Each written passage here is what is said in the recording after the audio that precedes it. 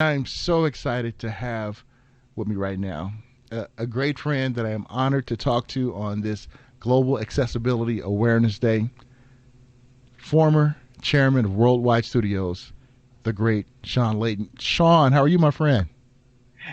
Really good, Paul. How you doing? Shawn, I am doing fantastic. It's good to see you. Great to catch up with you, my friend. Hope you and your family are staying well during this pandemic. Yes, yes, thank you. My family are all fine. We're all in good health. Just like everybody in the world, I think we may be bouncing off the walls a little bit, but no, we're all good, and uh, we look forward to seeing you again in person, Paul. Me too, Shawn. Me too, Shawn. Looking forward to that. And Shawn, I especially wanted to have you on this day Hmm. when we celebrate GAD and Global Accessibility Awareness Day, Right. because Shawn, you have been so instrumental to accessibility, especially when it comes to the video game industry. And Shawn, when you think of accessibility, what comes to your mind? What are some thoughts that evokes in your mind? Well, the key, my key response or reaction to the term accessibility simply is, the goal that more people will get to enjoy the game. The game will appeal to more wider audiences that folks who might have felt, unable to get the full measure of enjoyment out of the video games. As a video game developer, we're trying to find avenues and technologies and options that will allow everybody to get the full measure of enjoyment out of their video games. And for us, that just means more people get to play, more people get to see the ending of games, and hopefully become big fans of the video game industry and the community. And it just sounds accessibility sounds just it just reads as inclusiveness to me. And Shawn, when you were first approached about accessibility in your role and position of oversight, what were some of the things that you might have had in your mind? Did you have any questions about what accessibility was?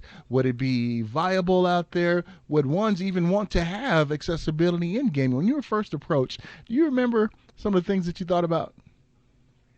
When I was first approached, yeah, that would be gosh, now over 10 years ago, I suppose.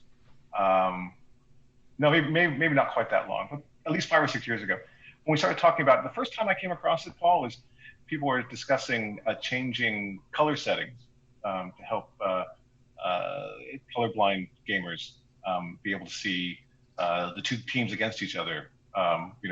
Red and green being sometimes the two color choices that the multiplayer designers would make, and then finding out that was really going to be a problem for certain gamers. So allowing people to reassign color choices in that regard was the first time I came across the concept of accessibility.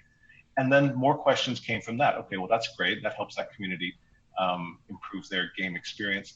But then there are other issues. I think probably a big watershed point was when Naughty Dog was working on Uncharted 4, and realizing that some of the button press combinations or some of the uh, physical interactions you'd have with the game were difficult for players of differing abilities. Josh Straub gave a lot of help to the Naughty Dog team. He's such an outspoken evangelist on this subject, and really helped them create. I think Uncharted 4 was probably the first game to have a full blown menu and option settings to improve the accessibility of the game, to help people enjoy their experience in Uncharted, not be frustrated, not be cut out, but actually be able to go on and enjoy the full majesty of the game. And Naughty Dog was a leader then and continues to be in that regard. But I'm happy to say that all the development studios that I've worked with over time have all come to the accessibility issue, because once again, we don't want to create barriers that prevent people from enjoying our art, and that continues to be probably the driving impetus behind the continued expansion of accessibility options and systems. I love it. I love it, Shawn. And I remember when you and I first met at PSX. Oh yeah. I think it was 2017. And one thing that really impressed me about you, Shawn, is when we had our accessibility meetup, and a mutual friend brought us over to meet, and what impressed me about you, Shawn, was that when I was talking to you, you were really paying attention to what I was saying about the issues that I was having when it comes to gaming, and you were so impressed with that you wanted to make sure that you guys had a presence at one of our abilities expo, and we really appreciate you doing that. And here's something that kind of resonates with everyone out there, Shawn. Whenever I bring up your name and accessibility, they always say Shawn is a great listener. Shawn listens to what you have to say. He is passionate about making sure that we have this accessibility in gaming. And then that was Friday night, and then Saturday night, I think I was interviewing Josh Robb. I was over there, and you showed up, and you had your team with you, and what impressed me, you said, "Hey, Paul," and I told my wife, I said, "Shawn remembered my name, Ray." So I was like fanboying out, and then after that, you and I have been buds since. But that's one thing we really appreciate about that, what you do, and remember us, Shawn. And was there something that you may have heard or witnessed personally that really touched you as far as accessibility in gaming and finding out some of the barriers that you guys were able to overcome so that we can game and just enjoy it? Well, there is no learning without listening, and that's why it's so important. When we're looking at a topic such as accessibility, which um, I can only really learn about it by listening to other people's experiences. Um, I've had the good fortune of being um, able to enjoy the game experience. Granted, I'm not the best gamer in the world, but that's on me. But there's no reason why the game should create barriers or prevent people from enjoying it entirely. So listening is very important for me to understand the issues surrounding that and what really is important to people and how they come at the game experience. Um, One thing that did stick out with me was talking to a sales associate that was working with uh, at a retail level, one of the many PlayStation sales associates, and they were at an event with PlayStation VR, and people were waiting in line for the VR event, and a man had come up there with his parents, and he had had some traumatic experience, so he was paralyzed from the shoulders down, and they put the VR headset on this gentleman, and we had that a game where you head a soccer ball into a net by moving your head back and forth with the PSVR headset. And after that experience, it was so touching to hear the game associate tell me that story because the gentleman said, this is the first time he's been able to play a video game since his accident. And he was so touched by that experience. So was she. I heard the story. I felt very emotional about that, to think that this is amazing. Our gaming technology, in this case, PlayStation VR, can actually help people come back to gaming or enjoy gaming who they might have thought that was completely out of their realm of opportunity following traumatic accidents or being born differently able. So whether it's the PlayStation 4, the controller, the gaming, the system, or something like VR, I think everything we do in gaming needs to be greater outreach, talk to more people, touch more people, allow more people to enjoy the amazing world of video gaming. And I thought in that moment, wow, PSVR could really be a game changer for us. You know what, Shawn? The social aspect of gaming, it's it can't be preached enough. And when you and I were growing up, maybe our parents were like, "Hey, you playing all these video games, do something productive." But now we see video games are so instrumental that help us with our reaction, that gets these motory senses coming and going. And I remember when I was playing with, I think it was the Last Guardian. I think it was the VR. And Mm-hmm. when I put that VR on, Shawn, and when the dragon was flying, man, I had a butterfly in my stomach, man. And I haven't had a butterfly in my stomach, man, for about over 25 years over that time. So those experiences right there really have to just warm your heart and just say, I am so glad we did this and we did the right thing. And when you reflect on times like that, Shawn, how does that kind of give you motivation, maybe just to draw strength from others who have challenges? And have you taken away anything from our community that has helped you personally? Oh, of course. I mean, just the sheer passion and optimism of that community. They're speaking to yourself, Paul, or people like Josh or others who are leaders in this movement. Um, Everyone comes at it with, "We just want to make it better. We're not here to shout or point fingers or say, 'Why didn't you do it that way for us?'"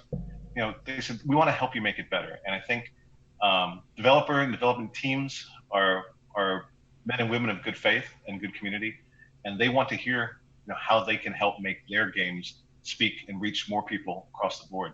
So please keep that positive energy, that optimism, that passion, that drive. Um, that the gaming community that you represent and that we're talking to and we're trying to get even deeper into our gaming experiences have been definitely a force for good in game development. Now we appreciate that, Sean, because we're trying to fight that hard fight, and it's good to have ones like yourself behind us. And it seemed like to me, Sean, that when you came on board with this accessibility movement, to me it looked like the other studios, game developers were like, "Hey, if Sean and them are doing it, we should do it too." So talk about maybe just how it felt to have others look at what you were doing and say, "Hey, we gotta we gotta up the bar, and we gotta do it too." Well, as I've often described, serving as the chairman of the studios, the main aspect of my job is not game design, game development, or uh, game implementation. My job is to clear the boulders from the road so the development teams can move quickly and smoothly to the goals that they're chasing and try to reduce impediments and give support. So, on the whole accessibility issue, I think it was really a grassroots movement. Um, Folks like yourself and others coming at it from that side of it. But on the other end of the grassroots were the development teams themselves. I referenced Naughty Dog earlier. All development teams were doing work looking into this issue about accessibility, and it was very much a bubble up, bubbled up from the studios into management, and then management looking at it and saying, that's super smart, and how do we support that, and how do we encourage other studio teams. There's a lot of learning going on inside of the studios that I was in charge of the teams sharing with one another what advances they've made in the area of accessibility. It's very much kind of put together that playbook piece by piece from different studios and different experiences, sharing technology and hints and tips on how they can make that better. So I was just glad that I was able to associate myself with some teams that were very forward thinking, very much wanting to widen the community of gamers who enjoy their games and trying to make it accessible to everyone. So my hat's off to the teams. I was just lucky enough to be there at that time. Sean, that is amazing. Given uh, teams that you work with, props when it comes to this movement, and that really shows your humility and just how awesome you are in this movement. And Sean, since this is GAD, I wanted to ask you, what are some of your most memorable GAD moments? Because you guys have done a lot of things when you were a chairman to really just pump this up and make it known out there to the masses. What have been some of your memories? I guess I guess what stands out, next to probably the most impressive memory I had, Paul, was when you made the trip up to our campus in San Mateo to speak to the population and tell them your story and about how important accessibility is. I was very much impressed by your your speech, your delivery, your confidence, your optimism, and on top of that, the turnout was amazing. We got so many people to come to hear you speak. I was very glad for that, to see that not just the development teams, but all throughout the publishing, sales, marketing departments, this is something that everyone's got a keen eye on, and they're all trying to learn. And so when you came to campus to talk to us, that was incredibly impressive, and I'll never forget that.